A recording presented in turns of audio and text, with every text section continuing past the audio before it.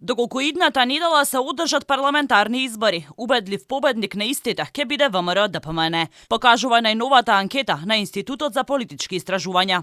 Според мерењата на мислењето на народот, партијата на Мицкоски ужива повеќе од 7% доверба од партијата на Ковачевски, односно за ВМРО ДПМН би гласале 20% од испитаниците, а за СДСМ 12,9%. На трето место е рангирана ДУИ.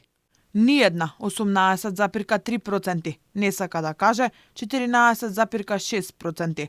Не знам, не одговорил 14,7%, СДСМ 12,9%, ВМРО ДПМН 20%, ДУИ 6,5%, БЕСА 2,3%, Алијанса за албанците 2,6%, 1,4% алтернатива.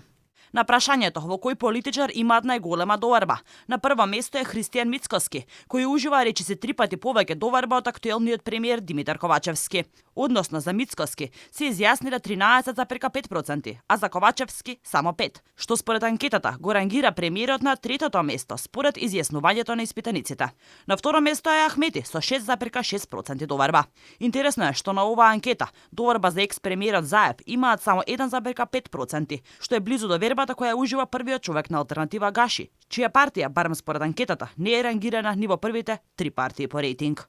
Ниеден 39,7%, друг 3,4%, не знам, не одговорил 12,1%, Зоран Заев 1,5%, Христијан Мицкоски 13,5%, Али Ахмети 6,6%, Африм Гаши 1,3%, Билал Касами 2,2%, Димитар Ковачевски 5%.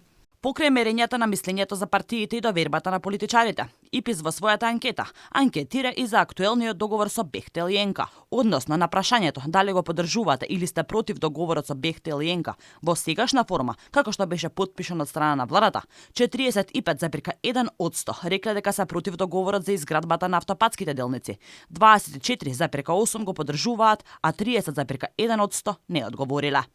Кога одговорите на испитаниците, ќе се разложат според етничката припадност на анкетираните. Договорот на владата со американско-турскиот конзорциум Бехтел и ЕНКА ужива поголема доверба кај испитаниците албанци.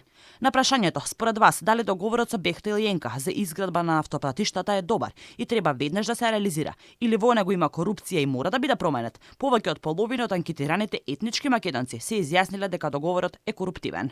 Анкетата е спроведена од ИПИС за сопствени потреби. Реализирана е преку телефонско анкетирање во период од 23 и 26 мај 2023 година на 1112 испитаници.